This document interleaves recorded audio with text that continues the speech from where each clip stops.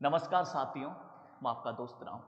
हरियाणा से जुड़े हुए नर्सिंग के हजारों बच्चों को दया नर्सिंग अकेडमी की तरफ से मैं उनको बहुत बहुत शुभकामनाएं देता हूं, बहुत बहुत बधाई देता हूं।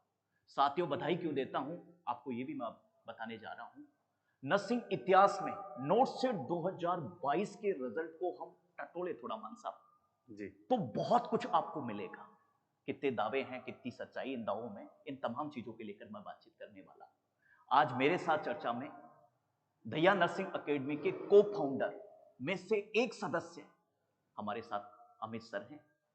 अमित सर, पहले तो आपको बहुत बहुत बधाई जिस प्रकार से आपकी अकेडमी ने इतिहास रचा है हिंदुस्तान के लिए ऊपर। अब सबसे पहले मैं मान साहब के साथ टटोलना चाहता हूं कि इनके दावों में कितनी सच्चाई है। पूरा हिंदुस्तान चर्चा कर रहा है दया नर्सिंग अकेडमी की। मान साहब, मैं जगह जगह जाता हूं तो बहुत सारे लोग मुझे कहते हैं कि यार दया वालों ने ऐसा क्या कर दिया, बहुत तगड़ा पटाखा छोड़ा है।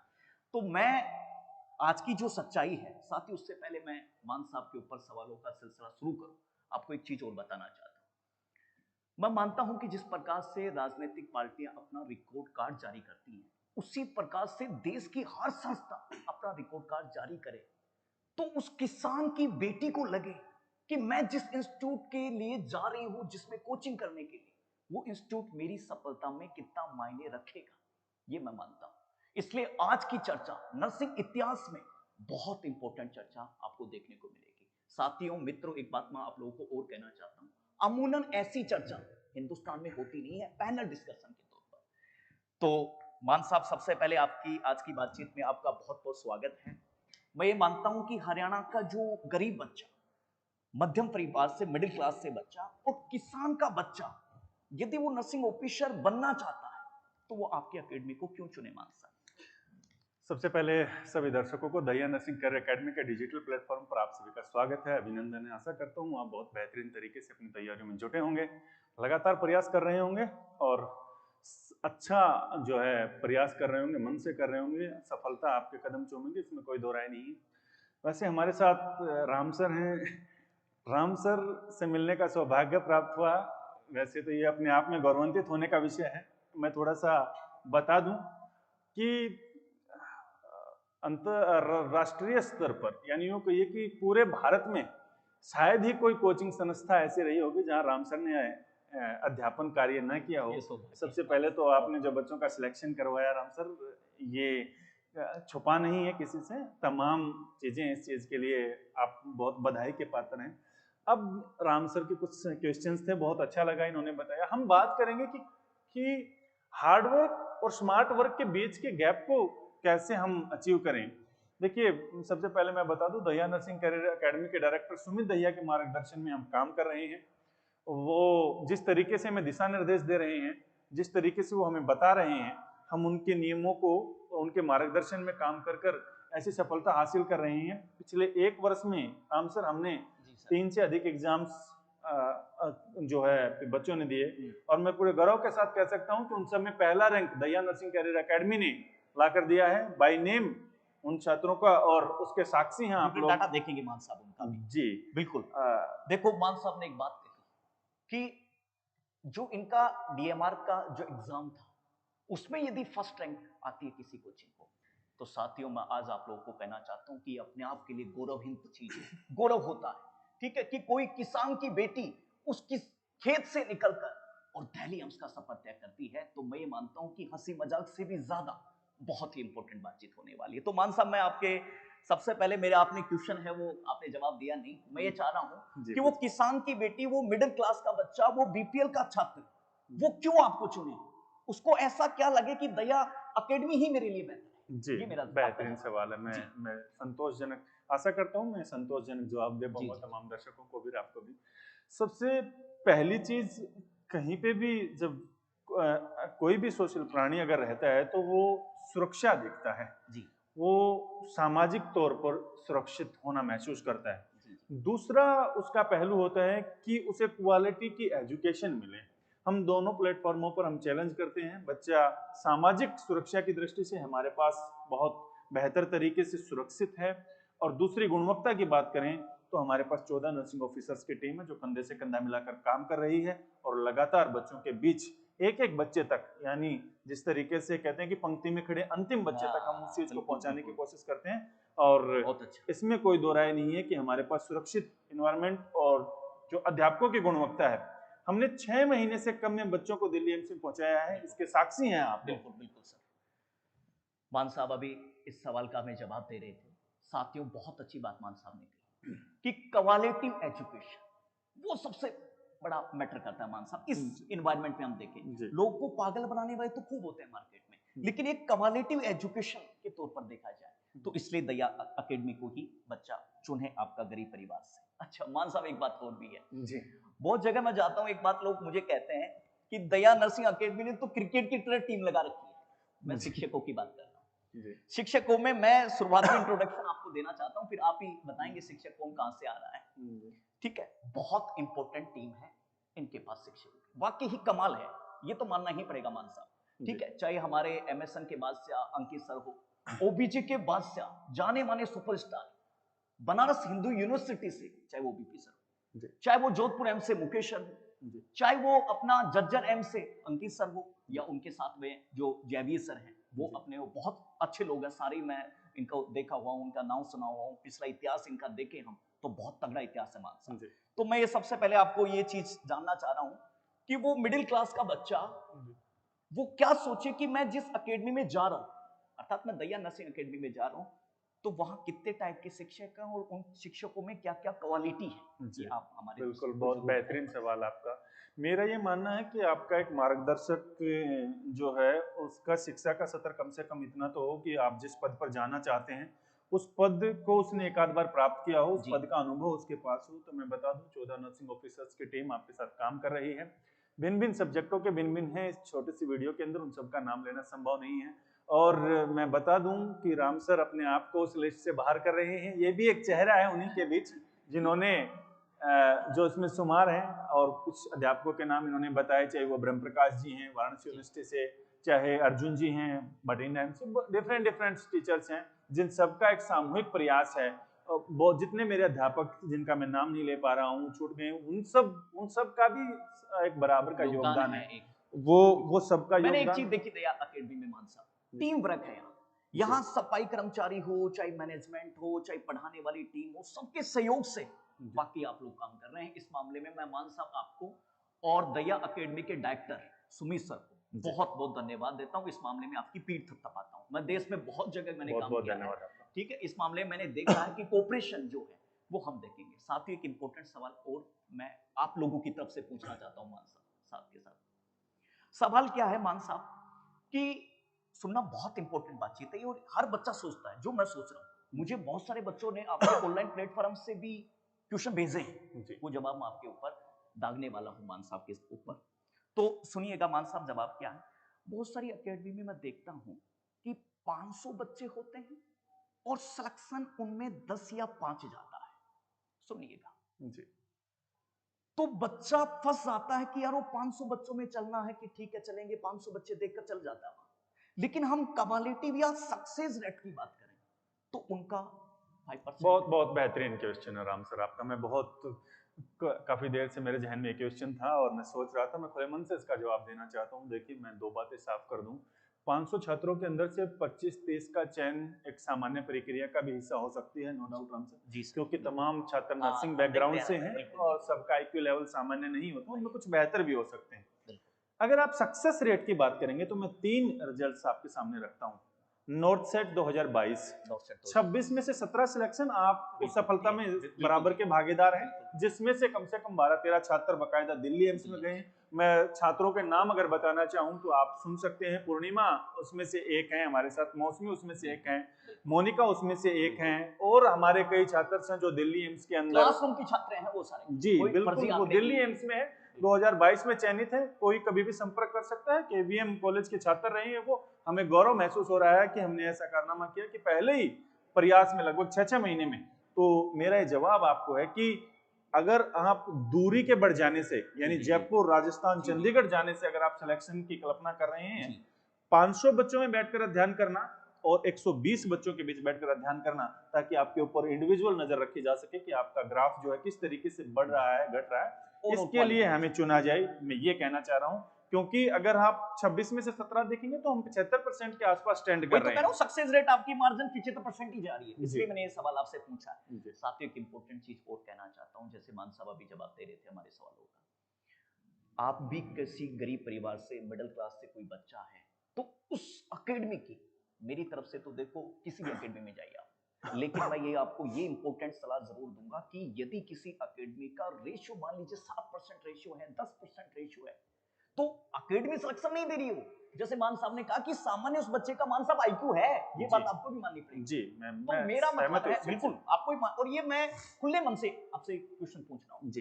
तो जैसा मान साहब ने कहा कि जिस अकेडमी के पास मान लीजिए क्लासरूम में मान साहब बता रहे हैं कि 150 या 120 स्टूडेंट इनके क्लासरूम में, लेकिन साथियों दिल्ली एम्स में कितने बच्चे थे नोट सेट में देने वाले? 26। क्लासरूम में टोटल स्टूडेंट 120 और नोट सेट 2022 में जो बैठने वाले ओरिजिनल बच्चे थे वो 26 ही थे ना, क्योंकि जीएनएम वाले बच्चे थे, बहुत सारे बच्चे थे, नहीं वो एलिजिबल नहीं थे, एलिजिबल कैंडिडेट नहीं थे, प्योरली जो नॉर्थ सेट के बच्चे और थे। आप ये बहुत बड़ी जानकारी दे रहे हो दर्शकों को कि 26 में से 17 बच्चे सर मैं विश्वास करता हूँ वो संवाद बच्चों से किया जाए। मैंने एक प्रयास किया था जो सिलेक्टेड बच्चे हैं, मैंने गीतांजलि का इंटरव्यू किया, वो वैसे भी उसने ट्रेंड किया, 20,000 से ज्यादा लोगों ने उसको देखा, और जिस बैकग्राउंड से गीतांजलि उठ के आई थी, तो ये मेरे लिए भी प्रेरणा का स्रोत है। बहुत मध्यम वर्गीय भी कहना ठीक नहीं होगा, पूर्णिमा भी सामान्य से है, मौसमी की मैं ये भी मानता हूँ कि शादीशुदा लड़की, उन्होंने प्रयास किया, परिवार ने सहयोग किया, उन्होंने वो मुकाम हासिल किया, आज वो गौरवान्वित करने का विषय है। बिल्कुल मान साहब, इस मामले में देखो मैंने एक वीडियो दया अकेडमी का भी देखा था यूट्यूब पर, जिसमें एक बच्ची मान साहब से, सुमित सर से मिलने के लिए आई थी, और वो इतनी भावुक हो गई दोस्तों, मुझे सच बता रहा हूं पर्सनली उस पल को देखा मान साहब, तो मुझे बहुत आनंद आया उस पल को देखने में, इतना मजा आया कि मेरे रोंगटे खड़े हो गए उस वक्त जब मैंने वीडियो को देखा। हाँ, जैसा मैं मान साहब के साथ और सब सिलसिला आगे और बढ़ाते हैं मान साहब, जैसे भी मान साहब कह रहे थे कि जो मैंने उस लड़की का नाम तो मैं नहीं जाना, शायद वो गीतांजलि थी या कौन सी लड़की थी वो क्लासरूम की, नाम का नहीं जानता, मैं चेहरे से जानता हूँ। मान साहब आपको मैं एक मेरा पर्सनल सवाल है इन सब चीजों से हटकर जी, जैसे आप कह रहे हैं कि कोई गरीब बच्चा जी आपकी अकेडमी से पढ़कर और वो दिल्ली एम्स तक का सफर तय करता है, तो मैं लड़कियों के लिए तो स्पेशल दो बात कहता हूँ, उनके माँ बाप को खुशी तो होती है, लेकिन कोई लड़की ससुराल में रहती है, तो मैं ये सोचता हूँ कि 2 घर में एजुकेशन आपने दे दी। बिल्कुल, तो मेरा सवाल क्या है आपसे, मेरा सवाल ये है कि कोई सामान्य परिवार से लड़का, या मैं कहूँ सादा भाषा में कि उस किसान की बेटी, उस अन्नदाता की बेटी यदि उस खेत से निकलकर और दिल्ली एम्स तक का सफर तय करती है, मित्रों ये हम सब के लिए गर्व की बात है। मान साहब मैं आपको ये छोटा सा क्वेश्चन पूछना चाहता हूँ, उस वक्त आपको क्या फील होता है कि आपकी डेफिनेट मेहनत काम आई? बिल्कुल, मैं बता दूं, मैंने गीतांजलि के साथ उस इंटरव्यू को साझा किया, मैंने जैसे तैसे करके खुद को नियंत्रण किया, उसके मम्मी पापा रो रहे थे, खुद गीतांजलि रो रही थी, तो उन्होंने बताया कि ये खुशी के आंसू। उन्होंने कहा कि अक्सर मेहनत के बाद जो चीजें आपको प्राप्त होती हैं उनकी आप बहुत अच्छे से कदर करते हैं, और इसी श्रृंखला में मैंने पूर्णिमा से सवाल पूछा था कि बुरा नहीं लगता, क्योंकि आप जानते हैं संस्था के बैकग्राउंड को कि सैटरडे संडे ऑफ नहीं होता है, किसी फेस्टिवल पे ऑफ नहीं होता। मैंने कहा कि आपको बुरा नहीं लगता, तो उसने कहा सर तमाम फेस्टिवल उसी दिन मना लेंगे जिस दिन सिलेक्शन हो। तो उसने कहा कि उसके बाद हर रोज ही फेस्टिवल्स हैं, और मुझे याद है उसकी ज्वाइनिंग के बीच उसने कम से कम 10 बार पार्टियां की। मैंने कहा कि अभी क्या कह रहे हैं सर, पार्टियां ही करनी है। तो जो डेडिकेशन उन्होंने दिखाया, उसके बाद जो उन्हें मिला वो बधाई के पात्र हैं, और हमारा उसमें योगदान था, तो हमें भी अंदर से गौरवान्वित महसूस होता है कि हम किसी का इस तरीके से, क्योंकि मैं फिर दोहरा दूं तमाम दर्शकों को, जो दिल्ली एम्स में गीतांजलि जिनका चयन हुआ है, उन्होंने बताया कि वो प्राइवेट हॉस्पिटल को ज्वाइन करने के लिए जा रही थी, तो एकदम मूड स्विंग हुआ, कुछ साथी बीच में मिले, उन्होंने कहा कि कोचिंग कर लेते हैं। तो जैसे ही वो कोचिंग में आई, तो कोचिंग में उस समय शायद जहां तक मैं ठीक हूं तो ब्रह्मप्रकाश जी क्लास ले रहे थे, तो उन्होंने उनका मार्गदर्शन किया, और मैं ब्रह्मप्रकाश जी को भी धन्यवाद का पात्र समझता हूं कि उन्होंने उसका मार्गदर्शन किया और उसको इस दिशा में लेकर आए। और बाद में उन्होंने अपने तमाम जूनियर से ये कहा कि एक अवसर खुद के लिए दी, क्योंकि प्राइवेट सेक्टर आपके लिए हमेशा के लिए बना है, आप जब तक चाहें तब तक आप उसमें रह सकते हैं, और उसमें सीमाएं नहीं है, लेकिन एक प्रयास करें, और उस प्रयास में उन्होंने सफलता हासिल की। पुनः वो सबको इसी चीज के बारे में बताती है। मान साहब की बात को आगे बढ़ाते हुए एक चीज इस बात पर मैं कहना चाहता हूँ मित्रों, कि दया नर्सिंग एकेडमी को क्यों चुने। काफी देर मान साहब के साथ चर्चा होने के बाद मुझे भी इस बात का आभास हुआ कि उसको किसान की बेटी यदि वो निकल कर उस खेत से तो वो दिल्ली एम्स तक का सफर तय करती है। साथियों, ये दिया दया नर्सिंग एकेडमी ने, ना बल्कि हरियाणा के लेवल पर। और यदि कोई एकेडमी कम समय में यदि वो राष्ट्रीय स्तर पर परचम लहराती है तो साथियों वो हरियाणा के लिए वो जश्न का ऐसे खून में ऐसा होना चाहिए कि जश्न, आज जश्न हो रहा है। ठीक है, ये एकेडमी के लिए मान साहब से, तो जो दया एकेडमी के डायरेक्टर सुमित सर से मैं सुनता हूं, ये बात मैंने भी देखा जो इन्होंने दोहराई। रात को 12-12 बजे, 1-1 बजे सुमित सर ने और जो मान साहब और इनकी जो टीम ने जो डेडिकेशन दिखाया साथी, वो काबिल तारीफ है। मान साहब प्राइवेट हॉस्पिटल की बात दोहरा रहे थे, उसके लिए मैं आपको एक बहुत 2 मिनट में संक्षिप्त में बहुत इंपॉर्टेंट चीज बताना चाहता हूं। मान साहब, एक बार हुआ क्या कि नदी जा रही थी। जी सुनिएगा, राम सर बता रहे हैं तो इसमें कुछ ना कुछ बहुत बड़ा मजा आने वाली चीज है जी, और आपके हजारों दर्शकों को बहुत आनंद देगा।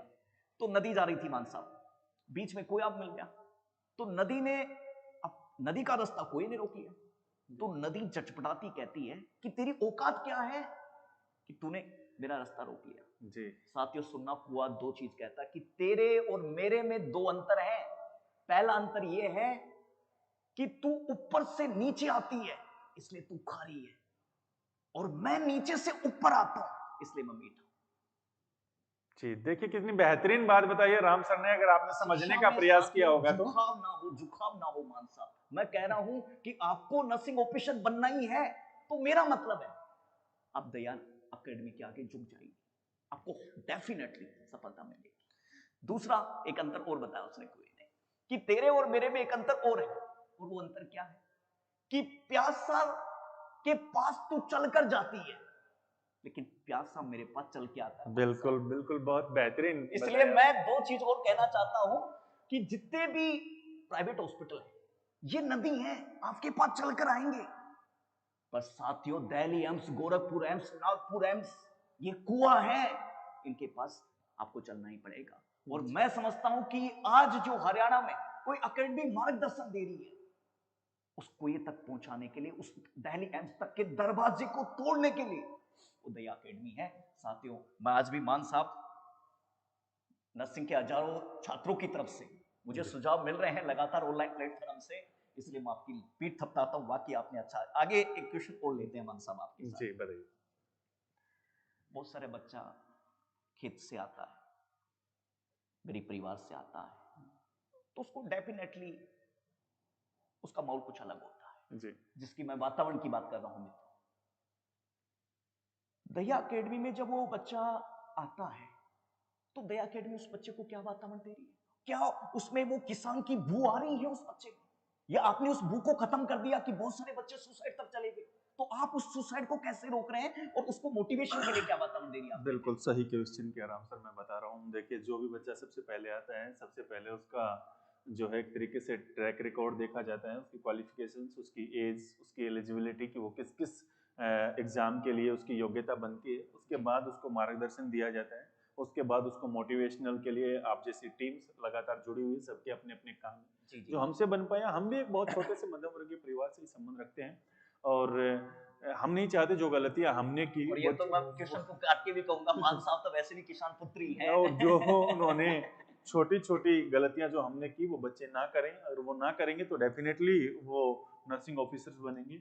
और जब भी कोई स्टूडेंट्स आता है, चाहे उसके साथ कोई सामाजिक दिक्कत है, चाहे इकोनॉमिकल क्राइसिस है, हर सिचुएशंस में हम एक दूसरे के साथ बात करके उसके साथ हल करने की कोशिश करते हैं। ऐसा नहीं है कि सिर्फ हम इकोनॉमिकल या यूँ कहिए कि आर्थिक लाभ के लिए सिर्फ संस्था को, क्योंकि अभी तक हमने ऐसा कुछ सोचा नहीं है, क्योंकि एक लक्ष्य निर्धारित किया है कि जब तक ये नॉर्थ सेट चलेगा, जब तक ये प्रक्रिया चल रही है, भारत का ऐसा कोई कोना नहीं बचना चाहिए जिस एम्स के अंदर दया नर्सिंग एकेडमी का छात्र या छात्रा ना हो। ये हमारा अंतिम ध्येय है कि पूरे भारत के अंदर जितने भी एम्स हैं उन सब में दया नर्सिंग एकेडमी का को तोड़कर कहूं मान साहब, दया एकेडमी का एक ही सपना, हर घर में नर्सिंग ऑफिसर हो अपना। जी बिल्कुल बिल्कुल सही कहा आपने, दया नर्सिंग एकेडमी का एक ही सपना कि हर घर में हो नर्सिंग ऑफिसर अपना। तो अपने नर्सिंग ऑफिसर्स हैं, बन रहे हैं, बच्चों का विश्वास है, उन्होंने विश्वास जताया है। मैं भी एक मिडिल क्लास से उठा हुआ इंसान हूं, तो मेरे मन में एक जवाब, एक क्वेश्चन आ रहा है, ये पर्सनली हजारों बच्चों की तरफ से है। सर, कोई गरीब बच्चा, सबसे बड़ा डाउट उसको कहाँ रह जाता है? आपकी एकेडमी क्वालिटी भी दे रही है, आपके पास अच्छे शिक्षकों की टीम भी है, आपके पास दुष्यंत सर जैसे मैनेजमेंट टीम के साथी भी हैं, ठीक है, सुमित सर जैसे डायरेक्टर भी हैं, विश्व पितामह भी आपके पास। लेकिन सबसे बड़ी बात क्या है? सबसे बड़ी बात यह है कि उस बच्चे के मन में फीस से रिलेटेड डाउट रहता है मान साहब, तो उसको क्लियर कीजिए। मेरे हरियाणा के जो किसान भाई बहन उसको ये जरूर देखिए, बिल्कुल सही कहा आपने। मैंने कहा कि अभी इसके बाद हम मेगा टेस्ट पे भी आएंगे, काफी देर से सोच रहे होंगे, और नए बैच पे भी आएंगे नॉर्थ सेट 2023 वाले पे। दो चीजें मैं क्लियर कर दूं। देखिए, देने के लिए अगर किसी को आप नगद प्रोत्साहन राशि दें, ये चीजें मैं इनको बहुत अधिक सही नहीं मानता, लेकिन इनाम होता है। मेगा टेस्ट के बाद में आएंगे, पहले सामान्य आने वाले छात्र पर मैंने तमाम हरियाणा के और हरियाणा से बाहर, आपको पता है मैंने आपके साथ जम्मू कश्मीर, हिमाचल, तमाम कॉलेजों में सेमिनार किए हैं, और छत्तीसगढ़ तक का बच्चा आया हुआ है। छत्तीसगढ़ से भी कम से कम मैंने जी 100 से अधिक। हरियाणा में कोई छत्तीसगढ़ से बच्चा आता है साथियों, उस इलाके से, तो बहुत गर्व की बात। और राम सर, रोकना चाहूंगा आपको, मैं दावा करता हूं आप लोगों के सामने कि वर्ष 2023 में उस छत्तीसगढ़ छात्र को हम हर हाल में नर्सिंग ऑफिसर बनाएंगे। और अगर किसी को इस चीज क्लिप को रिकॉर्ड करना है, वो रिकॉर्ड कर ले कि उस छत्तीसगढ़ के छात्र के लिए वो दिन दूर नहीं है जब वो नर्सिंग ऑफिसर्स का टैग उसे मिलेगा। भारत सरकार के अंदर वो नर्सिंग ऑफिसर्स का पद वो धारण करेगा। मैं ये गर्व के साथ कह सकता हूं। बहुत बढ़िया मान साहब, बहुत बढ़िया। हाँ, एक बातचीत और करना चाहता हूं आपके साथ। साथियों, बहुत कम एकेडमी होती है। एक नर्सिंग रिसर्च में एक टॉपिक आता है इवैल्यूएशन, कि बच्चे का मूल्यांकन कैसे करें। बच्चा एकेडमी में आया था तब कैसा था, और मैं ये मानता हूं मान साहब, गलत नहीं लगे तो आपको, 6 महीने के बाद में वो जाए तो कैसा। इसलिए मेरे हिसाब से आप इवैल्यूएशन करते हैं जी। साथ में एक इंपॉर्टेंट जानकारी मुझे मिल रही है, ब्रेकिंग न्यूज भी आप पीछे देख रहे होंगे। आने वाली 29 दिसंबर को 29 यदि मैं कहूं, उसमें डिस्ट्रिक्ट लेवल पर नहीं, राज्य लेवल पर नहीं, हिंदुस्तान के लेवल पर, राष्ट्रीय लेवल पर दया एकेडमी मेगा टेस्ट आयोजन कर रही है। साथियों, सबसे पहले तो मैं सुमित सर को और मान साहब को और उनकी टीम को आपको बधाई देता हूं। सर, बधाई इसलिए मैं देता हूं आपको, आपकी पीठ इसलिए थपथपाता हूं कि आप इस प्रकार का आयोजन चौथी बार कर रहे हैं मेरे हिसाब से, यदि मैं गलत नहीं हूं तो पीछे जो मुझे जानकारी मिल रही है। साथियों, बहुत कम एकेडमी होती हैं, बहुत कम संस्थाएं होती हैं जो इस प्रकार का आयोजन करती हैं। और नर्सिंग क्षेत्र में, ये किसी आलोचना की बात नहीं है, नर्सिंग क्षेत्र में इस प्रकार का भव्य कोई त्योहार आता है, जैसे लोकतंत्र का त्योहार है, ठीक है, दिवाली का त्योहार है, मैं मानता हूं कि इस टेस्ट को भी हरियाणा के तमाम मेरे भाई बंधुओं से मैं आग्रह करूंगा, इस टेस्ट को बीजेपी के संगठन की तरह हर गांव, हर ढाणी, हर क्षेत्र, हर शहर में आप तक पहुंचाइए। साथियों, उसके लिए पूछाइए कि वो गरीब बच्चा है, यदि उसको भी इनाम मिलती है, उसको भी 41,000 रुपए मिलते हैं, तो मैं सोचता हूं कि उसका बहुत भला होगा जी। इसलिए एकेडमी के लिए इस स्तर पर प्रचार न करें आप, एकेडमी के स्तर पर बिल्कुल भी ना करें आप। लेकिन मेरी आपसे पर्सनल सलाह है कि ढाणी, उस गांव, उस शहर तक इस टेस्ट की आम लोग चर्चा करें, चाय की दुकानों पर चर्चा हो कि ऐसा यह टेस्ट लिया जा रहा है, और ये बहुत बड़ी बात है। तो मान साहब, इस टेस्ट के बारे में हमारे दर्शकों के लिए आप क्या जानते हैं? जी, मैं बता दूं आपको, बहुत बेहतर बताया राम सर, ये आप सबके सामूहिक प्रयास का परिणाम है। मैं बता दूं, 29/12/2022 को लगभग 10 बजे से 1 बजे तक मेगा टेस्ट नर्सिंग के महासंग्राम के नाम से मेगा टेस्ट 4th दया नर्सिंग कैरियर एकेडमी रोहतक में पावर हाउस के ऊपर इसका आयोजन कर रही है। ये चौथा मेगा टेस्ट है। अगर संस्था का ट्रैक रिकॉर्ड निकाल कर देखना है तो लगातार इससे पहले 3 मेगा टेस्ट हुए हैं, और उसमें शायद 2-3 लगातार तीनों प्रयासों में पूजा डागर ने अच्छा स्थान प्राप्त किया। अभी वर्तमान में वो लखनऊ में चयनित हैं, और अब लखनऊ से शायद रिजाइन देकर अभी आरएमएल या किसी नर्सिंग ऑफिसर्स के पद पर हैं वो, और वहां से नॉर्थ सेट 2022 में चयनित हुई हैं। बहुत अच्छी छात्रा, कोई भी आ सकता है, किसी इंस्टीट्यूट का हो, किसी कॉलेज का हो, किसी भी एरिया का हो, किसी राज्य का हो, जी, मैं कहूं तो वो पेपर दे। पेपर एमसीक्यू बेस रहेगा, 200 नंबर का रहेगा, नोट सेट बेस रहेगा। तमाम नोट सेट के अंदर जो जो आपकी योग्यताएं होती हैं, उन योग्यताओं पर आपका वो पेपर लिया जाएगा। और उसमें सर जितना हमसे संभव हो पा रहा है, जैसे इसमें पता है 41, 31 और जो 21,000 रुपए की वो नगद प्रोत्साहन राशि है। और उसके बाद शायद टॉप 20 तक फीस में 50% के लगभग कुछ चीजें उन्होंने तय कर रखी हैं। जितना हमसे बन पा रहा है हम कर रहे हैं। ना तो इसमें हम एकेडमी की कोई मार्केटिंग चाहते हैं, क्योंकि हम चाहते हैं किसी न किसी माध्यम से बच्चा आए, जुड़े और वो उस मुख्य धारा में जुड़ जाए, जिसके बाद वो नर्सिंग ऑफिसर बन के ही निकले। और जैसे ही वो टेस्ट आपका होगा, फिर आपकी डेमो क्लासेस रहेंगी। दहिया नर्सिंग कैरियर एकेडमी जितने भी हमारे नर्सिंग ऑफिसर्स हैं, चाहे वो बीपी सर हैं, अंकित सर हैं, जसवीर सर हैं, मुकेश सर हैं, सुनील सर हैं, राम सर हैं, जो भी हैं, अर्जुन सर हैं, तमाम टीचर्स आपको डेमो देंगे। उसी डेमो के बाद 3 तारीख को जो नए साल के बाद जो 3 तारीख जब आएगी, उस 3 तारीख को हम नोट सेट 2023 का नोट सेट स्टार्ट कर रहे हैं। और इस बैच को हमने रैंकर बैच के नाम से रखा है कि इस बैच के अंदर अंडर 100 रैंक रखने हैं कि कम से कम 100 से, क्योंकि दिल्ली एम्स, हमें दिल्ली एम्स कौन सा मिल रहा है ये महत्वपूर्ण नहीं है, हम कौन सा दिल्ली एम्स ले रहे हैं ये महत्वपूर्ण है। बहुत बढ़िया, बहुत बढ़िया। मान साहब, इस बात को लास्ट में और कहूं मैं, मान साहब की बात को ही मैं दोहराता हूं, गरीब होना बड़ी बात नहीं है, गरीब मर जाना बहुत बड़ी बात है। कि कोई बच्चा गरीब है ये कोई ज्यादा दिक्कत वाली बात नहीं है मान साहब, हम खड़े हैं लेकिन उसके वो साथ। गरीब बच्चा यदि उसको नर्सिंग में प्लेटफॉर्म कोई एकेडमी दे रही है कि वो आए और वहां अपना दिखाएं जी, तो मैं सोचता हूं कि उस गरीब बच्चे के लिए, उस किसान के बच्चे के लिए, उस मिडिल क्लास के बच्चे के लिए, ठीक है, उस सरकारी नौकरी में रहने वाले उस बच्चे के लिए यह बहुत बड़ी बात है कि वो अपनी परफॉर्मेंस दे। और साथियों, मास को मेरे को मोटी मोटी जानकारी मिल रही है, कम से कम 4 से 5 स्टेटों के बच्चे अभी तक रजिस्टर है मान साहब, जी, यदि बिल्कुल, नहीं हो। बिल्कुल, उत्तर प्रदेश से आपके पास बच्चे हैं, बिल्कुल, आपके पास मुजफ्फरनगर दिल्ली से हैं, मुजफ्फरनगर से, जी, दिल्ली से भी आपके पास बच्चों के लिए बिल्कुल, आए हैं, ठीक है। तो मैं ये गलत नहीं हूं साथियों, इसलिए मैं आपको ये मोटी मोटी जानकारी दे। अच्छा, मान साहब से एक पर्सनली सवाल और लेते हैं। मान साहब, पिछली बार मैंने मेगा टेस्ट का आपका वीडियो देखा था जी, आपने बहुत अच्छा परफॉर्मेंस तो की, लेकिन मैंने देखा बहुत ज्यादा भीड़ थी, तो उस भीड़ को कंट्रोल करने के लिए आपकी बात क्या कर रहे हो?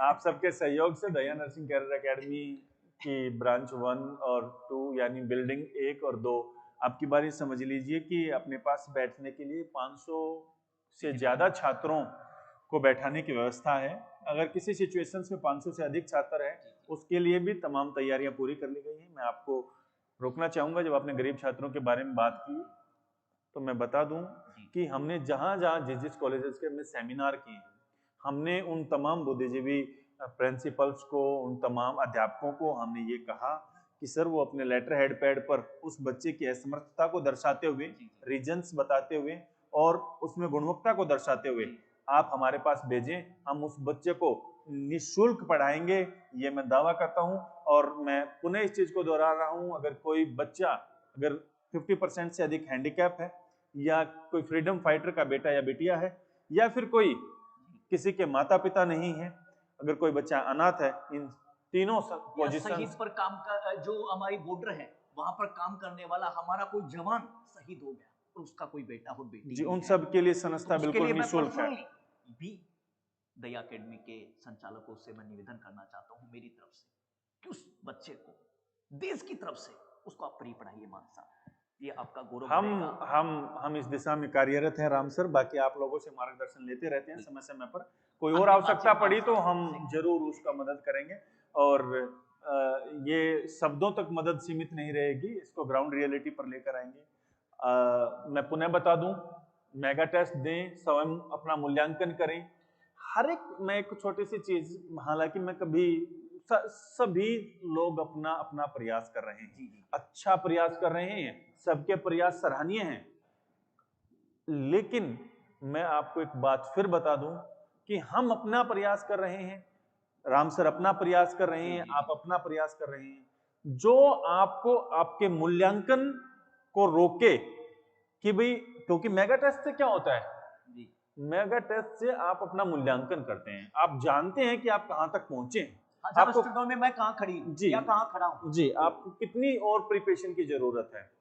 उसको डायरेक्ट और इनडायरेक्ट तरीके से कोई बाधक बनने की कोशिश करे।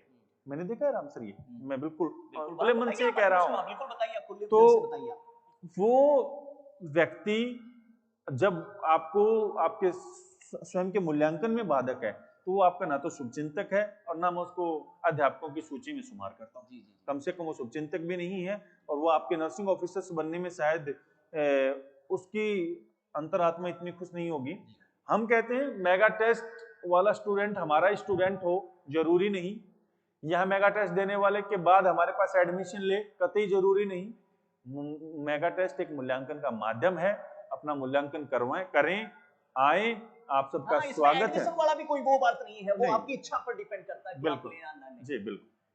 साथियों, बातचीत की अंतिम चर्चा में मैं मेरी तरफ से आप लोगों को एक बात और कहना समाप्त करेंगे। हाँ बिल्कुल, निवेदन करना चाहता हूं मैं मेरी तरफ से, मेगा टेस्ट के इस वीडियो को आप हर एक गांव, हर एक ढाणी तक साथियों जरूर पहुंचाएं। साथियों, जरूर उस बच्चे का भला हो, उस गरीब परिवार का भला हो और उसको भी लगे कि वाकई ही मुझे कोई ऐसी एजेंसी है, ऐसी कोई संस्था है जो मुझे प्लेटफॉर्म दे रही है।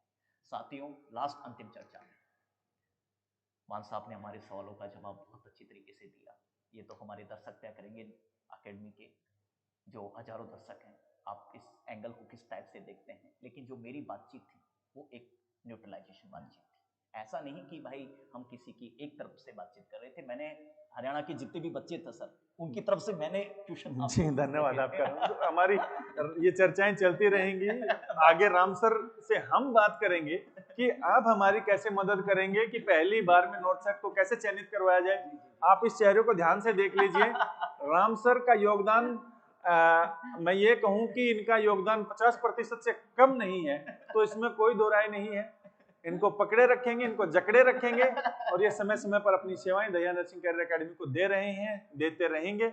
हमारे परिवार के एक अहम सदस्य के तौर पर ये हैं। मैं पुनः आप सभी छात्रों से एक विनम्र अनुरोध करता हूं, मेगा टेस्ट दें, अपने आप को जांचें और दया नर्सिंग कैरियर एकेडमी के डिजिटल प्लेटफॉर्म पर जुड़ने के लिए चैनल को सब्सक्राइब करें, लाइक करें, शेयर करें और नर्सिंग से जुड़ी तमाम खबरों को जानने के लिए इनसे जुड़ें। और अगर किसी को अध्यापकों की गुणवत्ता जांचनी है, क्लासेस देखनी है, चाहे मैंने बताया कि उसमें अंकित सर हैं, सन्नी सर हैं, जो भी हैं, तमाम अध्यापक आप देखें, जुड़ें, हमसे सवाल पूछें, हम हमेशा आपके लिए उपलब्ध हैं। जो भी संभव मदद होगी नर्सिंग के क्षेत्र में होगी, हम सबसे मदद करेंगे। हम एक ही चीज चाहते हैं कि अधिक से अधिक बच्चे सिलेक्शन दें और लगातार मेहनत करें और किसी भी प्रकार के जो यूं कहें कि ऐसे हथकंडे ना अपनाएं जो ठीक नहीं है। मेहनत में विश्वास करें, मेहनत से सिलेक्शन मिलेगा, ये हम वादा करते हैं। देरी हो सकती है लेकिन ऐसा नहीं है कि आपका चयन नहीं होगा, लेकिन आपको प्रयास करना पड़ेगा। प्रयास आपकी जिम्मेदारी बनती है। हम सामूहिक तौर पर प्रयास करेंगे और उसका एक अच्छा परिणाम मिलेगा। मैं तमाम दर्शकों को, राम सर को, बच्चों का मार्गदर्शन किया, सवाल पूछे। अगर किसी सवाल का जवाब अगर आपको संतोषजनक नहीं लगा हो तो दया नर्सिंग कैरियर एकेडमी के मोबाइल नंबर्स आपको दिख रहे हैं, डायरेक्टर सुमित दया जी हैं, वो आपको मार्गदर्शन करेंगे।